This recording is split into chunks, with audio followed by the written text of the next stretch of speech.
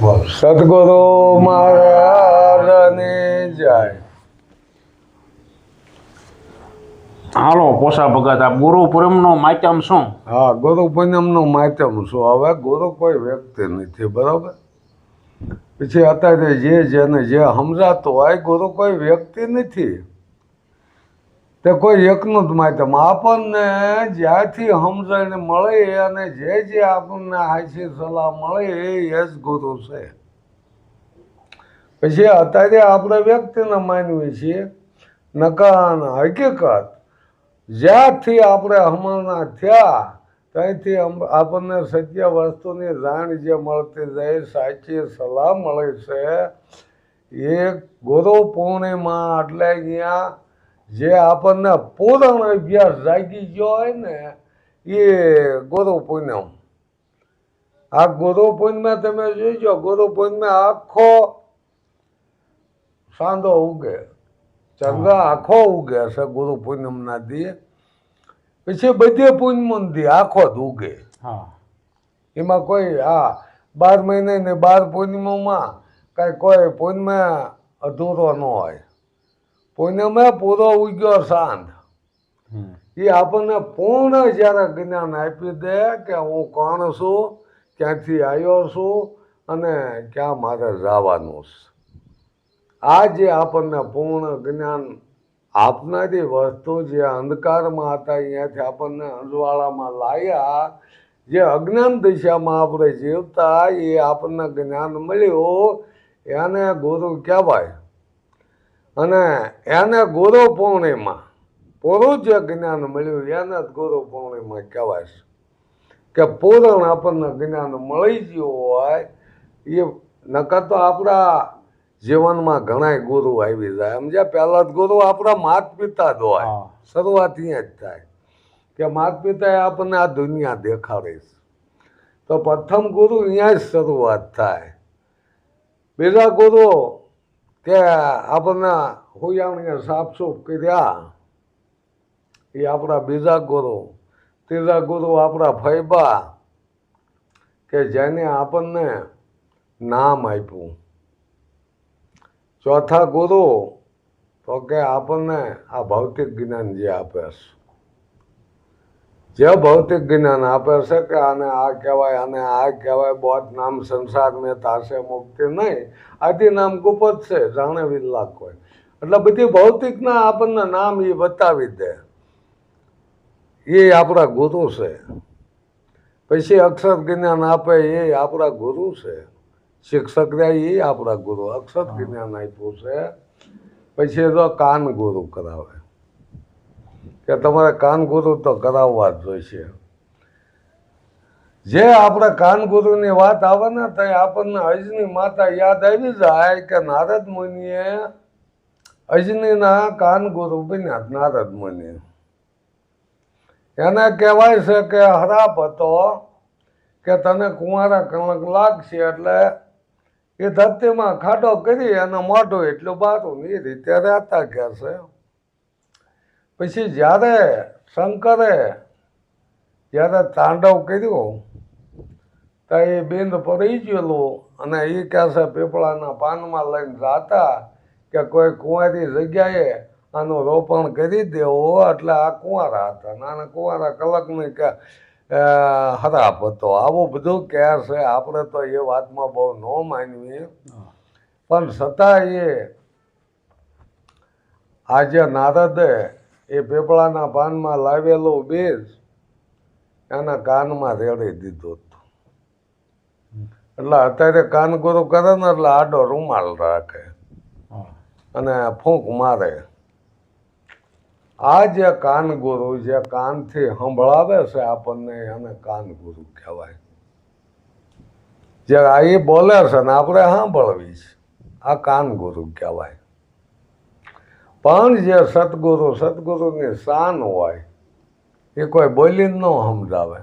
પણ આપણે જ્યાંથી સમજણ આવી ત્યાંથી આપણે થોડું જ્ઞાન આપણામાં આવતું ગયું.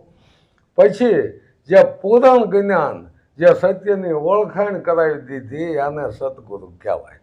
જે સત્ય છે એ ગુરુ છે, કોઈ આને શબ્દ ગુરુ કીધા છે કે શબ્દ એ ગુરુ છે? કોઈએ તો રામાપીરની વાણીમાં જ એવું કીધું છે કે પૂછો પૂરા પંડિતને, પૂછો સિદ્ધ સંન્યાસીને, આ નિજના ગુરુ કોણ છે? નિજ એટલે પોતે થાય, તો પોતાના ગુરુ પોતે જ, ગુરુના કોઈ ગુરુ હોતા નથી. પણ અત્યારે આપણે પૂછ્યું તમારા ગુરુ કોણ, એટલે પેટે આંબો કાઢે કે આના ગુરુ આ, આના ગુરુ આ, આના ગુરુ આ. એટલે આ ગુરુનું માધ્યમ એમ ઘટી ગયું. જેમ આપણે કેમ મંદિર અને આશ્રમોમાં જવા માંડ્યા અને માવતરને ભૂલી ગયા ને, એમ આ ગુરુનું માધ્યમ ભૂલી જવાનું છે. ગુરુ પૂર્ણિમાના દી ગુરુના માધ્યમની વાત થાય છે કે ગુરુ હકીકત છે શું? પ્રથમ ગુરુ કોને કર્યા? આ ગુરુનું હાલ્યું ક્યાંથી? ગુરુ સંપ્રદાય ક્યાંથી શરૂઆત થઈ? તો અહીંયા આપણને જરૂર નક્કી થાય કે જ્યારે આ જેમ છે એમ અસલ વાત આપણને મળે ને, અહીંયા શરૂઆત ગણાય. સદગુરુ અહીંયાથી કહેવાય કે પૂરેપૂરું જ્ઞાન આપણને જો પ્રાપ્ત થયું હોય ને, સત્યની ઓળખાણ થઈ હોય ને, તો એ પુરાણ ગુરુ પરમાત્મા છે. આ કોઈ વ્યક્તિ થઈ નથી શકાતું. ગુરુ થવા જેવો નથી, ગુરુને જાણવા જેવો છે કે ગુરુ હકીકત શું છે. આપણે જે જીવ ભાવમાં જીવતા હોય ને, દરેકને જો હાલો નિરાકાર, તો દરેકને આ થોડું દેહ પડી જાય એટલે બધા નિરાકાર તો થઈ જવાના છે. પણ જે આ પ્રગટ બોલી રહ્યો છે, પ્રગટ હતા જ બોલે, તે પૂછાઈના જવાબ આપણને મળી જાય, એના પ્રગટ કહેવાય. નિરાકાર તો બધાને થવાનું જ છે. એક દિન સમય આ ઘાટ પડશે તેથી બધા નિરાકાર જ છે, જો સમજાતું હોય તો.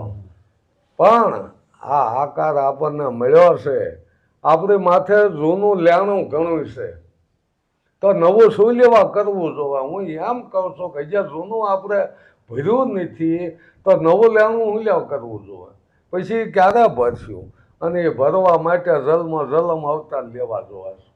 શું કે આપણે લેણા કરીને જાવી, લેણા મુક્ત થતા નહીં. બધા સંતોએ આપણને સમજાયું છે કે ભૂલો ભલે બીજું બધું, મા બાપને ભૂલશો નહીં. તો એમ ન કે ભાઈ તમે આ ભગવાનને ન ભૂલશો, માતાજીને ન ભૂલશો, ગુરુને ન ભૂલશો, એવું જ ક્યાંક મૂકે ને. એ કે ભૂલો ભલે બીજું બધું, મા બાપને ભૂલશો નહીં. અગણિત છે ઉપકાર, એ કદી વિસરશો નહીં. તો આપણી માથે એનું લેણું છે, મા બાપનું લેણું છે. હજી આપણે એ ભર્યું નથી, અને હજી આપણે ગુરુના લેણામાં પડતા જ આવીએ. મા બાપનું તો પૂરું લેણું ભર્યું નથી, હજી પણ લેણું કરવા માંડ્યા છે આપણે. તો પછી એ ભરપાઈ કરવા માટે કે જલમ અવતાર લેવા જોશે.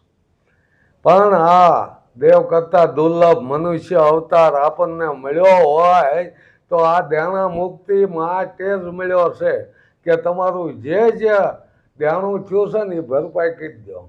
એટલે ફરીને આવવું ન જોવે. ઉશીના ઉદ્ધાર કરી અને આપણે આ લક્ષવારેશીનું લેણું આપણે જાતે જ આપણે કરવી છે, કોઈ બીજા નથી કરી દેતા. પણ લેણું તો આપણે જાતે પોતે કરવી છે ને આપણે પોતાને ભરપાઈ કરવું જોવે છે. એમાં કોઈ ગુરુ ન ભરી દે લેણું. ગુરુ સલાહ આપે છે કે ભાઈ આ રીતે જો તું હાલ તો તારું લેણું ભરાય છે ને ભરાય છે નહીં, તો જલમ ભટકતો રહીશ. પણ તારે જો લેણું ભરવું હોય તો આ સત્યના માર્ગે હાલ. રામાપીરની વાણી કહે છે કે સત્યા થઈ સતમાં ખેલો, સતની હોય હવાય. બાળીના સૌને રામોપીર બોલ્યા, સતથી આગળ બીજું કાંઈ નથી. તો એને પામી જાઓ. આ નદીઓના પાણી દોડા દોડ કરતા જ્યારે દરિયાને પામ્યા ને, તો એને દોડા મટી ગયા અને પોતે દરિયો થઈ ગયા. પછી આને દોડવાની જરૂર ન રહે, અકર્તા થઈ ગયા. પછી દરિયાને જે કરવું એ કરે. કદાચ ડુંગર જેવા મોજા ઉછાળ છે ને, તો એ હવે નદીના પાણી જુદા નહીં પડે. એટલે કીધું ગુરુ મહારાજે જડ જડે ઉતરી આરામ પાર, ઉખેડી ઉખડે નહીં, ભલે લાખો મથે લુવાર. આવી એક જડ પડી જાય, ગ્રંથિ બંધાઈ જાય છે કે હવે કોઈ બીજો નથી, ગુરુ શિષ્ય કાંઈ જુદા નથી. જેમ નદીના દરિયાના પાણી જુદા નથી, મળી ગયા એટલે મળી ગયા. આને પૂરણ જ્ઞાન કહેવાય. અંતર ભાંગ્યા વિના ઉભરો ન આવે. અને એ આ આપણા મનમાં આવ્યો તો એટલે તરત કરવું નથી કહેતા કે આજ કરે છો અબ કર, હે કે આજ જે કરવાનું છે ને શરૂઆત કરી દે. કાલ કરે છો આજ કરે, આજ કરે છો અબ કરે. કાલ કરવાનું છે આજ કરી લે ને આજ કરવાનું છે ને શરૂઆત કરી દે. બાકી શું આ શ્વાસાના કાંઈ કોઈ ભરાણ છે? ક્યારે અટકી જાય છે? આ શ્વાસા હાલે એ ક્યારે અટકી જાય છે એના કોઈ ભરાણ નથી.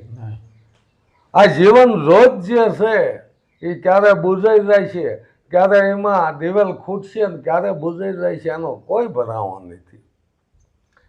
એટલે જે કાંઈ કરવાનું છે તેનો નિર્ણય તાત્કાલિક લેવો અને વિચાર કરીને લેવો કે આ વસ્તુ આપણને ક્યાં મળશે.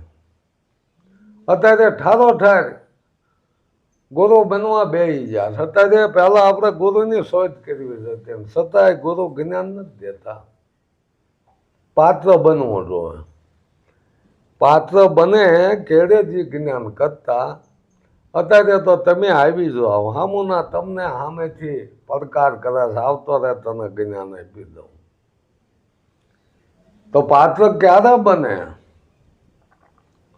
કે દારૂ, સોરી, જુગાર, પરમાટી અને પરિસ્થિતિ ગમન આ વસ્તુ છૂટે ને તો એ પાત્ર બને છે.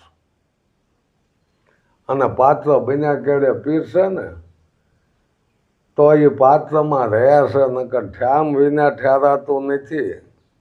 વસ્તુ છે મોટી, પાત્ર છે છોટા, કે ઠામ વિના કેમ ઠેરાય? આ રામાપીરની વાણી આપણને સમજાવે. રામાપીરે ક્યાંય કીધું પૂજા પાઠ કરો?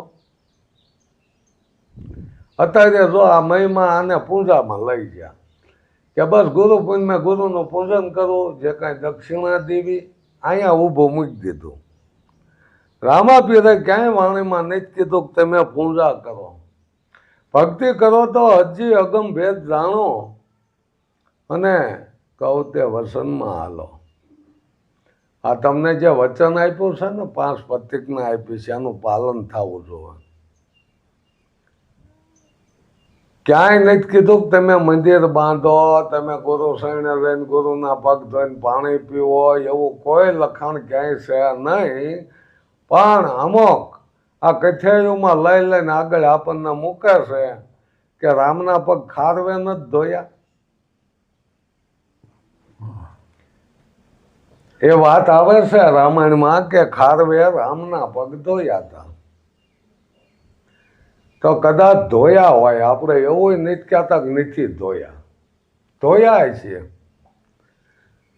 રામ રાજા હતા, એની રૈયત હતી, એ કદાચ એના પગ ધોયા હોય.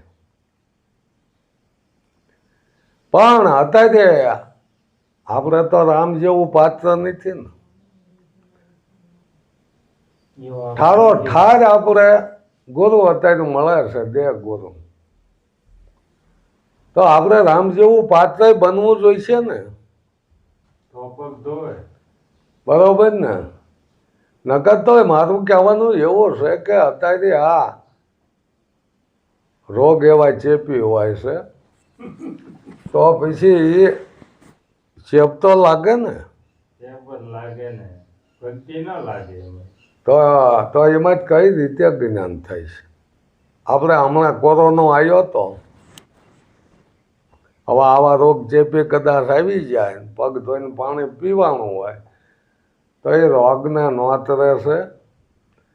જ્ઞાન ભસ્યાપ જ્ઞાનમાં ક્યાંય આવું પગ ધોઈને પાણી પીવાનું ને એવું કાંઈ નથી આપ્યું. તો સુદામાના કૃષ્ણે પગ ધોયા. બરાબર ને? કૃષ્ણ ભગવાન હતા, રાજા હતા દ્વારકાના, છતાંય એ કૃષ્ણે સુદામાના પગ ધોયા હતા. બે ભાઈબંધ હતા. કહેવાય છે કે આના સૈન્યા શેકેલા સુદામાં ખાઈ ગયેલા આના ભાગના લાકડા કાપવા જાય અહીંયા. એટલે કે એને એના કર્મને આધીન એ ગરીબ રહ્યા, આના ભાગનું ખાઈ ગયા. આ બધી આપણા શાસ્ત્રની વાતો છે. પણ એનો હાલો એ તો ખાઈ જાય છે, એને ભૂખ્યું નહીં રહેવાનું હોય તો એ ભગવાનને જ ઉદારતા હોય ને કે ભાઈ આને ભૂખ્યું નથી રહેવા તો ટાઈટનો ધરું રહેશે તે ખાઈ જો. એમાં હું ત્યાંથી તો એ ભગવાનને એને છોડી દેવો જોઈએ. એટલે એની મહાનતા તો હોવી જોઈએ ને એમ હું કહું છું. પણ અત્યારે આપણને આવી ભ્રમણામાં નાખી તો પછી અત્યારે આ જે ગરીબો જે કાંઈ હોય છે એ ગોરો શરણે જે કાંઈ દક્ષિણા મૂકે છે તો એ તો બિચારો મહેનત કરીને મૂકે છે. તો પછી એ ઋણમાં તો આવશે ને કે આ મહેનત કરેલું આનો બાળ બચ્ચા અહીંયા હોય છે અને આપણને દક્ષિણા કરે તો આપણે એ ઋણમાં ક્યારે છૂટ્યું? તો એ કેમ ન સમજાય? પણ હવે તો આ અત્યારે આધુનિક જો કરવા ભગત કેમ વાણી વધે પણ પાળને પોતે એવા પોપટિયા જ્ઞાની ગણાણા. ભક્તિમાં જ ભડકા મેલીને મંડ્યા હંકરવા નાણા. અત્યારે ભક્તિ તો ગમે એ ગાડામાં બેહીને હોય રહી હોય. આગળના સંતોને આપણે યાદ કરવી ને, લાખ લાખ વંદન એને હજો જે વીરપુર જલારામ દરેક સંતો આપણે પરબનું જોઈ લો. દેવદાસ બાપુ જે રક્તપિત્યાની સેવા કરતા, ત્યાં કોઈ ભંડાર નથી ભર્યા, બટકા માગીને લાવતા ટુકડા. અને આ રીતે સેવા કરેલી. એ સેવા કોઈએ કરાવી નથી. અત્યારે તો બસ ગુરુ થઈ અને સેવાઓ કરાવી છે. જ્ઞાન તો જ્ઞાનના ઠેકાણે હોય અને આ જ્ઞાન થઈ ગયું હોય કે ગુરુ પૂર્ણિમા એટલે પૂરેપૂરું જ્ઞાન. હાલો આપણને સમજાય ને આવી અહીંયાથી આપણે ચાલુ કરી દીધું જ્ઞાનના માર્ગે ચાલુ થઈ જાય અને જે પૂરણ જ્ઞાન અહીંયા પૂજી જાય, અહીંયા પુણ્યમે પૂરો ગયો શાંત. આ ગુરુ પુણ્યમનું માધ્યમ આપણે કેમ નક્કી નથી થતું? પછી વારે નદીઓના પાણી દરિયાને મળવા જાય તો ખોટું પડે. દરિયામાં જ પછી છૂટા ન પડે, એ નવા પાણી આવે બીજા. પાણી જે દરિયાને મળી ગયા છે ને એ ક્યારેય જુદા ન પડે. આ જ્ઞાન છે કે ભળાઈ ગયા સત્યમાં, ભળાઈ ગયા નહીં સત્ય થઈને સતમાં ખેલો એટલે ભળાઈ જાવ એની વાત કરીશ કે ભળાઈ જાવ એમાં. પછી સતની આગળ બીજું કાંઈ નહીં, થોડા અહીંયા મટી જાય. પછી વારે આ વર્ષો વર્ષ આવે ગુરુ પૂનમ, વર્ષો વર્ષ આવે 12 મહિને ગુરુ પૂનમ, વર્ષો વર્ષ આવે છે. પણ કે હા એ જે નિધિના પાણી નવા આવતા હોય ને એમ નવા આ જ્ઞાન માટે બધાને આ જેમસે એમ નીકી બધાને કરવું એટલે નવા આવતા રહેશે. પણ જોનાએ મર્યાદા હોય એના ધોળા મટરને શું કામનું? આ પગ તો વૃદ્ધ થાય એટલે થાકી જાય છે, હાલતા બંધ થઈ જાય છે. છતાંય ન પામે એના ધોળા મટતા ન હોય તો કાંઈક જ્ઞાનમાં કમી છે આપણને એવું લાગે. નકર જ્ઞાન પૂરણ થઈ ગયા પછી આપણે ગંગા સતીમાના શબ્દ યાદ કરવી કે અભ્યાસ જાગ્યા પછી મેળા મંડપ કરવા નહીં, જ્યાં ત્યાં ભમવું નહીં. આ છે કે અધૂરિયાના કામ. અધૂરું જ્ઞાન હોય ત્યાં સુધી આપણે જવું જોઈએ, પણ પૂરણ થાય ક્યારે? આપણે સંદર્ભમાં જોવો એ બીજથી થોડો વધતો જાય અને પુણ્ય પૂરો થઈ જાય. એમ આ જ્ઞાન પૂરણ થવું જોઈએ કે ભાઈ હવે આથી આગળ કાંઈ છે નહીં. તો એ શિષ્યને તૃપ્તિ થઈ જાય કે બસ હવે આથી વિશેષ કાંઈ છે નહીં. નહીંતર તો આ બધા ઠપકો દેવાના કે ભાઈ આટલા બધા દોરા કર્યા પણ અમને આ જ્ઞાન કેમ નથી થતું. તો કાંઈક ગુરુમાંય ખામી હોય કાં તો શિષ્યમાં ખામી હોય. હે બલ્બ ન થાય એટલે પાવરમાં મિસ્ટેક હોય કદાચ કે આ બલ્બ ઉડી ગયેલો હોય. કાંઈક કમી છે એવું આપણને નક્કી થવું જોવે. બાકી ગુરુ પૂનમ એટલે પૂર્ણ જ્ઞાન. સદગુરુ મહારાજની